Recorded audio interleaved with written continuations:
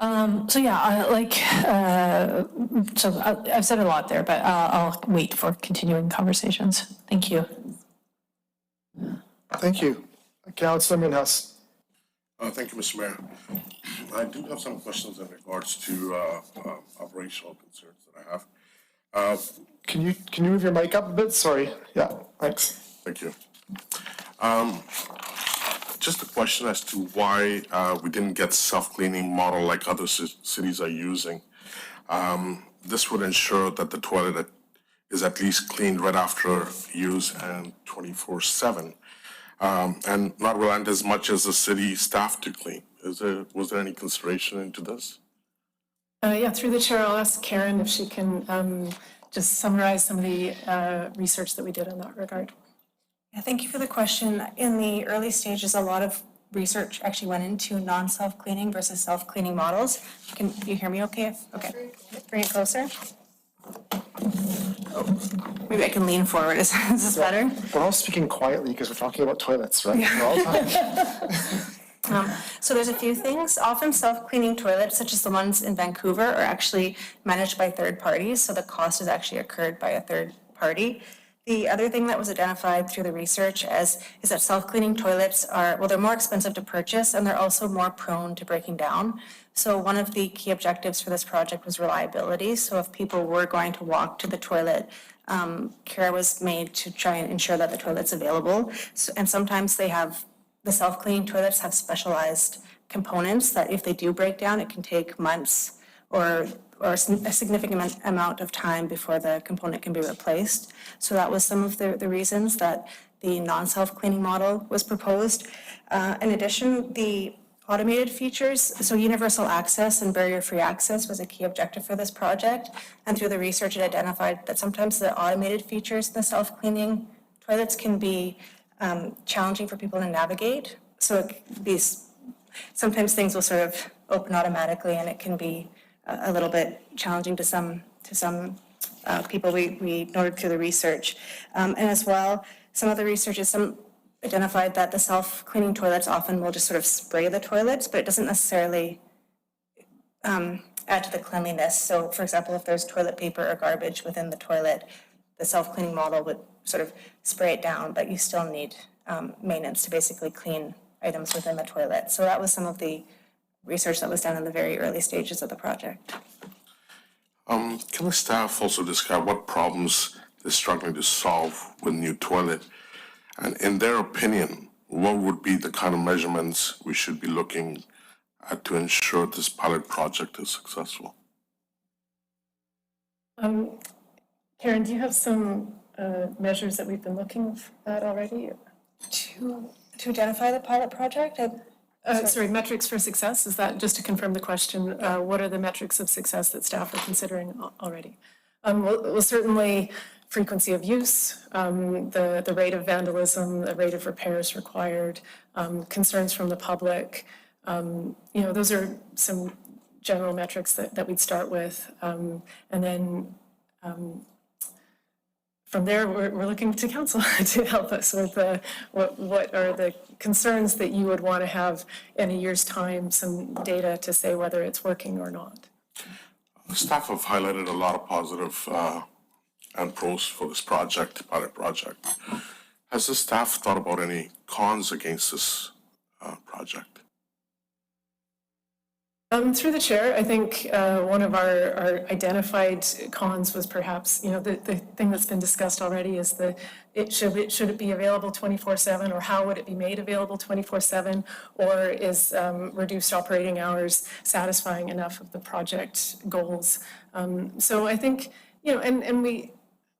a lot of thought has gone into the location and the proximity, and lots of consideration given to the residents in the area, businesses in the area, and everybody wants a toilet in the downtown, but it's really hard to be the one who says, yes, put the toilet next to our building. And so we want to be really sensitive to that. And I think the way that we're envisioning this toilet is an amenity and a piece of infrastructure that will help downtown grow and thrive.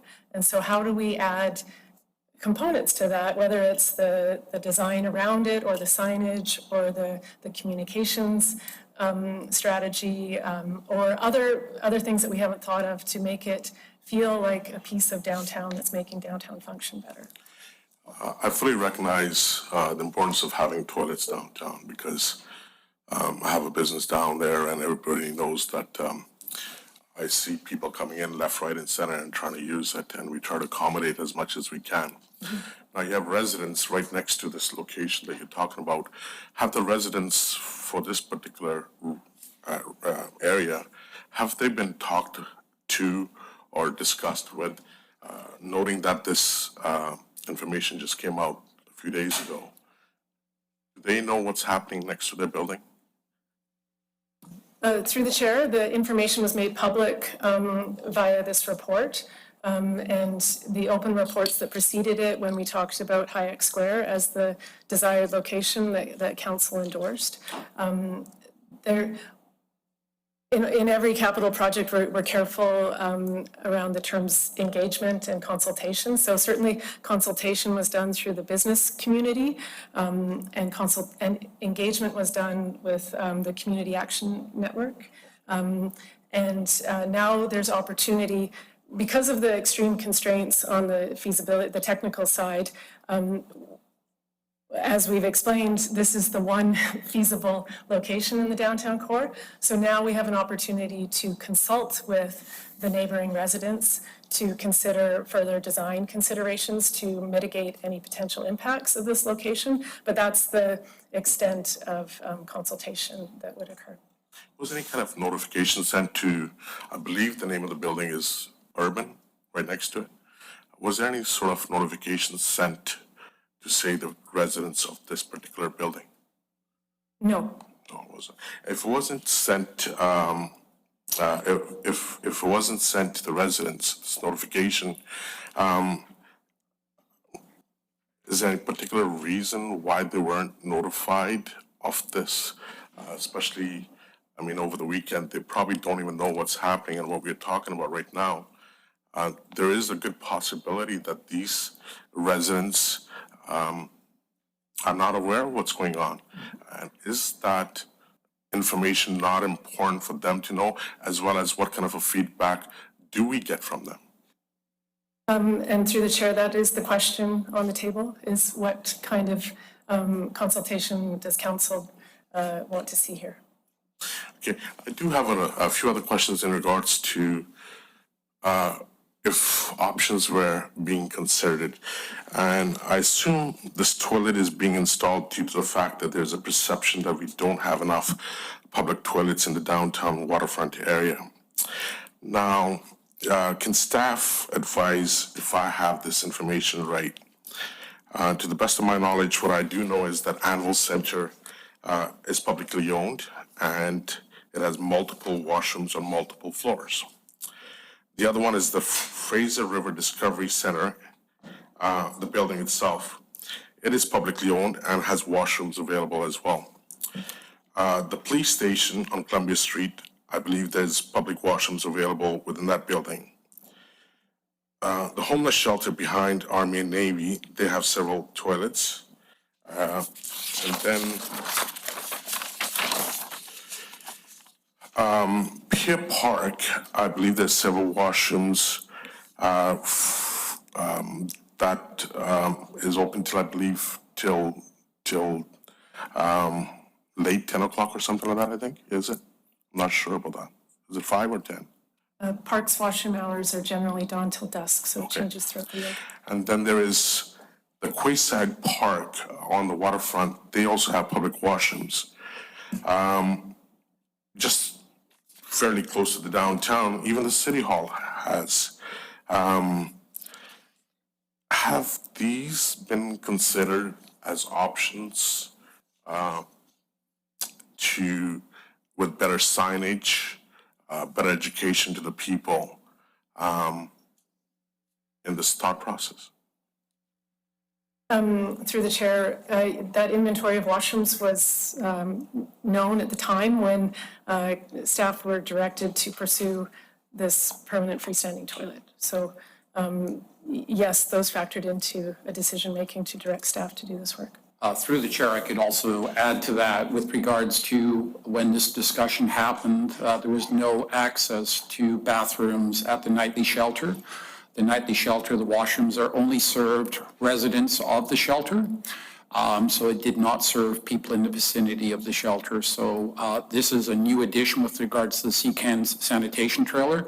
And I know with conversations with regards to people unhoused, sometimes just for those individuals, they may feel just using bathrooms in other locations, maybe that they're, it could be their own sense, but that they're being judged and they don't feel comfortable, and that's part of this. So while there may be washrooms available, it may mean that they may not feel necessarily comfortable using them, or there may be concerns among those who actually have the washrooms as to the individuals accessing them. So it's not so easy as just to say there are washrooms available. You have to look at the circumstances and the conversations with the unhoused. One last question. Were there other options considered that could have come at a lower cost? For example, the cost is $650,000 for this, and if I remember correctly, there wasn't any provincial or federal government funding to this. Are the taxpayers guaranteed they're not going to be on the hook for any additional cost figures if they do arise? So through the chair, this was the most affordable option of those considered at earlier phases in the project. As Karen noted, we're carrying a fairly healthy contingency in the project budget, specifically with the goal of not having to come back to council with an unknown expense and ask for additional funding. So we're hopeful that if we conclude the next phase of design development, we'll have a quantity surveyor do a Class B cost estimate, which increases our cost certainty as we move towards the end of the project. At that point, we could, in consultation with finance, consider reducing the contingency and putting some money back to the capital plan. But there's a number of unknowns that prevent me from making any sort of guarantees to that. Thank you. Thank you. Good, thank you. Councillor Fontaine. Thank you, Mr. Mayor. Yeah, I do have a few comments and some additional questions, and I concur with a number of the statements that have been made prior by some of my colleagues around some of the issues around 24/7, because it was my assumption that it was going to be a 24/7 toilet with an attendant, so that there was, it would mitigate any potential vandalism or any potential impacts to local neighbors because it would have been the attendant. So thank you for the clarification that it's a 24/7 piece of physical infrastructure that's there that could be open, but not the actual attendant. So thanks for that. Can staff just, I'll start off, I didn't hear the response, I'm not sure if perhaps I missed it, but can staff confirm how much the provincial and the federal governments are contributing to this project? There's no external contribution. Okay, so $0 from the province or feds. Do we have any applications into the federal or provincial government to help offset this, given that a number of things we've talked about today around assisting the unhoused is their primary responsibility, not that of the city? Do we have any applications in to help cover the costs? Through the chair, we did look at a $200,000 contribution for strengthening communities. There were two reasons why we weren't approved for that. We actually used it against the portable toilet, A, because it being COVID, they were looking at temporary measures and not permanent. And they also commented that typically washroom type facilities or public toilets or public infrastructure and should be funded by municipalities, as in any other public toilet. So that was the feedback that we received back. Okay. I might take issue with that, but that's for another discussion, I guess, for another day. I guess the issue, going back to Mr. Stark's response to Councillor Minhas, just around the perception that people have around these publicly owned toilets that Councillor Minhas listed through. And I'd like to know, what work are we doing as a city to, given these are publicly owned buildings, publicly owned properties, the fact that the unhoused are telling us that they're not welcome or they're not feeling welcome, what work are we doing around that in conjunction with this? Through the chair, I want to say it's a perception. I'm not saying it's a reality that they feel unwelcome. I also know, just with the anvil and just with regards to discussions, they're trying to serve, different populations. There are children and families that are using that site during the day.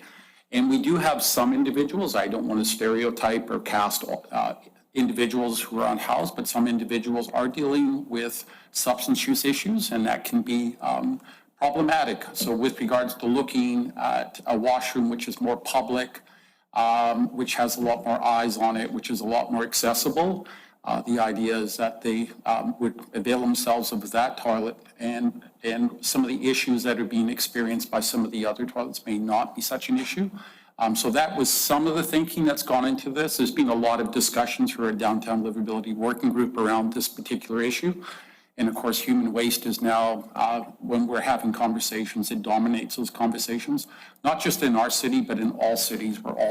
We were in Victoria they have the same issues, trying to figure out how we can deal with this human rights and dignity issue at the same time, providing safe and equitable access.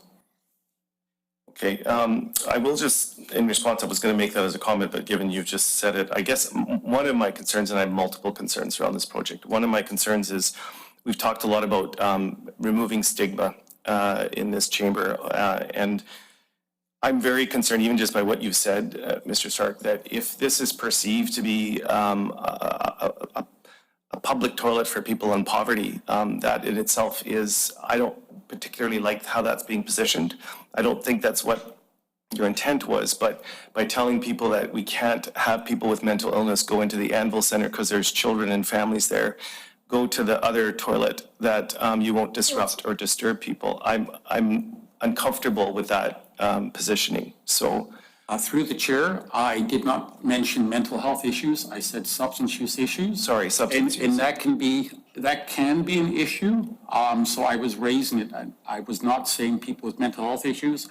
I would be the last person that would in any way label someone who's unhoused. I've worked with the unhoused for 18 years, and I see myself as an advocate and try to improve their livability.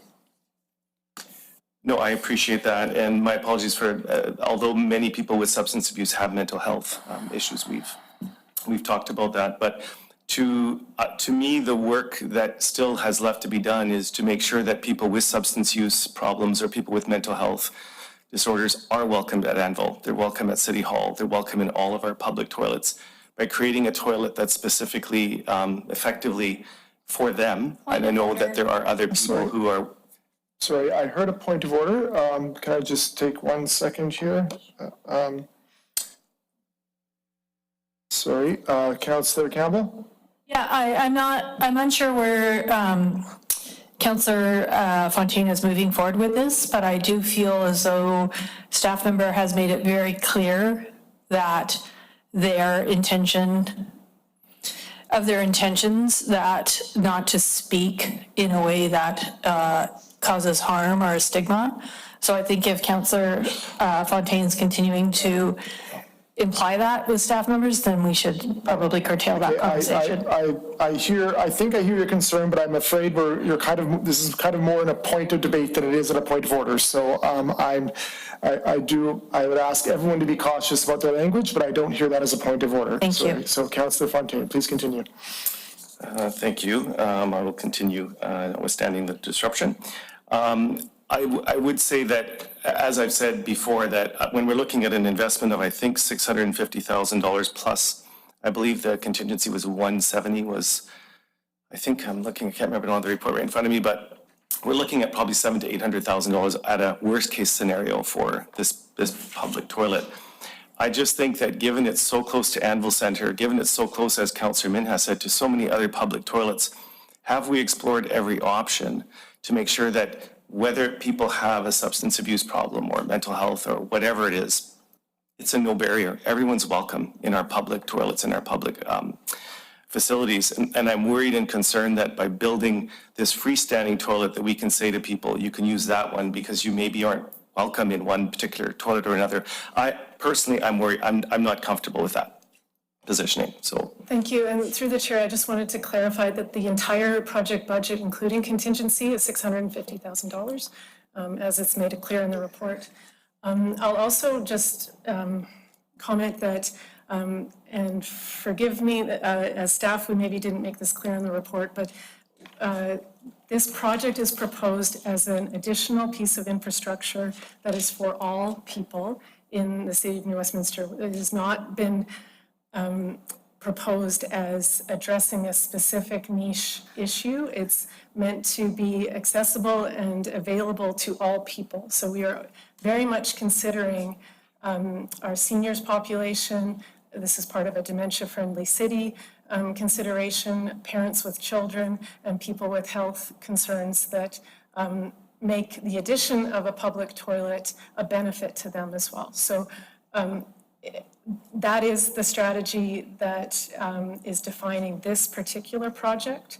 I think if there's a question about a washroom strategy as a whole for the city, that is not work that is currently on our work plan, and it's not resourced, but certainly staff would be very eager to pursue that work if council were to direct us to do so.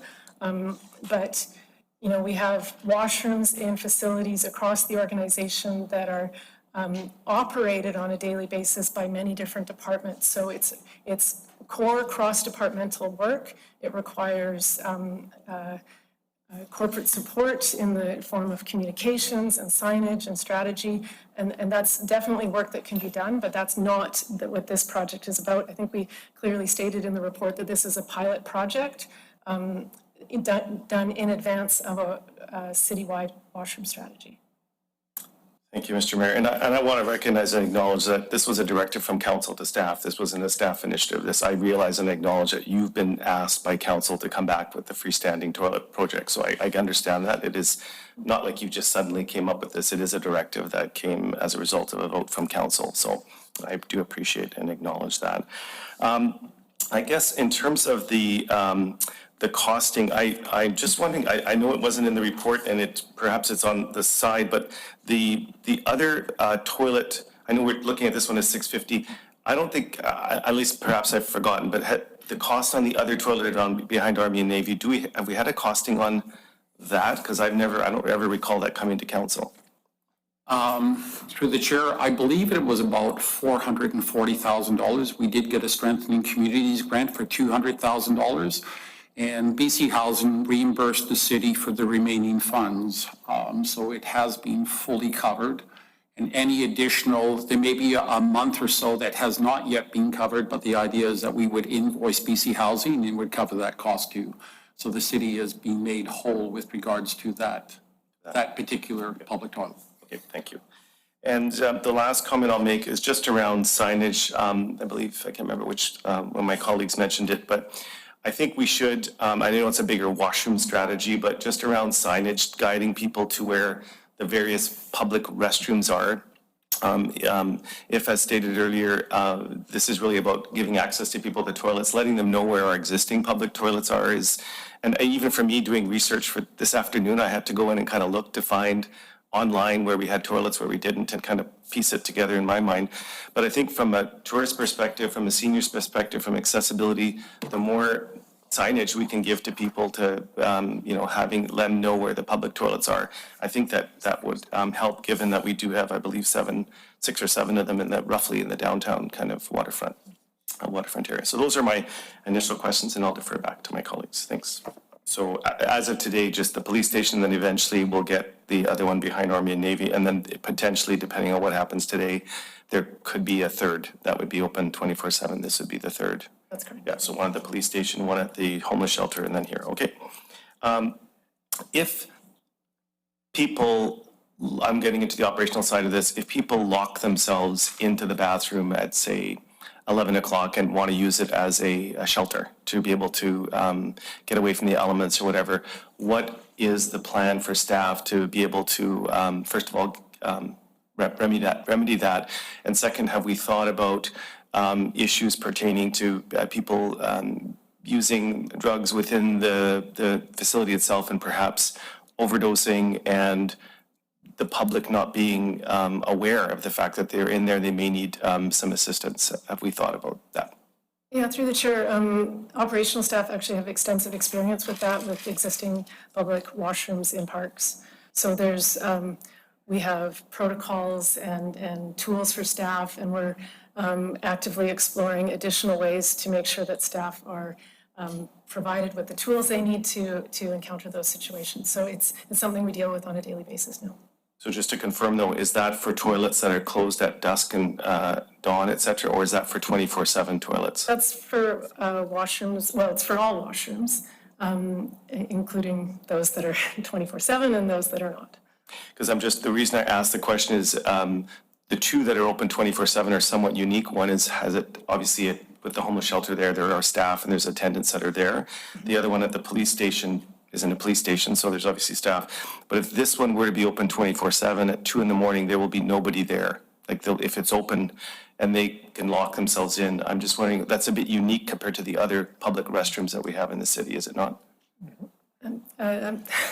Getting into the weeds a little bit, staff are not proposing to have this open 24/7. Correct, right. Okay, yes, thank you for that. I've heard discussions about potential interest in moving it 24/7. I just want to make sure that. I'd also, remind the councillor that we've proposed that we would create an operational strategy in parallel with the project delivery. So that is work that can be done, and if those are questions that staff should be addressing, then certainly that's exactly the feedback that we're here to receive. But as proposed in the report right now, staff are confident we have other public washrooms that we have strategies in place with that, but we're not talking about in this report as a 24/7. So that would be a separate discussion, which would require a different approach to that washroom, correct? Yes. Yeah, okay, good. Just in terms of the notification, I will say, like Councillor Minhas, I am a little bit concerned that this isn't just a piece of public infrastructure, it is a public toilet. And I know if this was plunked down in Queen's Park or the West End or in front of people's single-family homes, there likely would be a lot of concern and interest on it. And I know that there's a lot of people that are living right adjacent to the building. So I think I appreciate the technical part about engagement and awareness, but I think that if we could find a way, if you're asking for feedback, those people in that building need to know that this is coming and that they need to feel like they've been involved somehow in the awareness of this, because it is their home and the door for their entrance is literally just feet from the new proposed public restroom. And I have talked to a few folks there and none of them were aware that, at least in the last weekend, like Councillor Minhas said, they weren't aware this was coming forward. It's come in pretty quickly. So I think if we could find a way of somehow notifying them, that would be appreciated. I also think that, as per the comments earlier, I think this toilet, based on even what I've heard today, is suffering a little bit from an identity crisis, and that we're not sure if it's for seniors, or at least I'm not sure if it's for seniors or the general public, or it's for people who are unhoused. I've heard it referred to in multiple different ways, and I think perhaps it is for everyone. I don't know, but I think we should clear that up today, and we should all be, we being staff and the council, all on the same page as to who the primary users of this are, because if you're asking me a question on measuring success, that measurement will be very different if it's primarily, for example, for the unhoused, or if it's for seniors, or for, like, I would measure it differently in terms of success. So I think it's important for us to have that discussion and be all clear what the intent is with the construction of that public toilet. And last, Through the chair, if I may respond to that.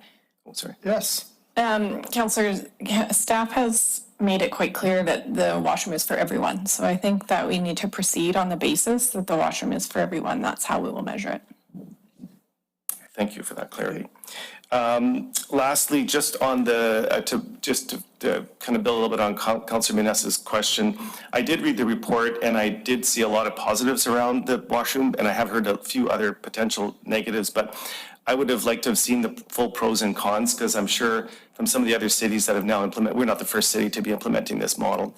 I've heard, and again, in the limited research I've been able to do, because I've been encouraged by my colleagues to go to Google and to research all these things before, so I have done that. Some of them do have issues, as been noted, with vandalism. If, and I know it's not being proposed, if it's open 24/7, there's issues of noise, especially when you have people just living literally right above. There are some cons. I think it's important for us to bring that out. Doesn't mean that we wouldn't support it, but it's good to bring both sides. And I think that's what Councillor Minhas was saying. So anyways, that wraps up my questions. America. But I think that we can show some leadership as a city and make sure that at least this basic provision is provided to people in the community. Yeah, I'm glad to support the recommendation if someone is willing to move it.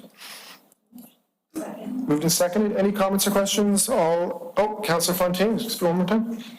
Yeah, just to conclude, I won't be supporting this for a number of different reasons, some of which have been outlined today. And I will note that, as was discussed earlier, that if, I would dare say, if any of us wanted to use a washroom in the zone, the yellow zone there, we could find one. I think there are people who might have a challenge in finding one, but we in this room, I think, could find one at Anvil Center, multiple at Anvil Center. Fraser River Discovery is not even there, it's right across the street.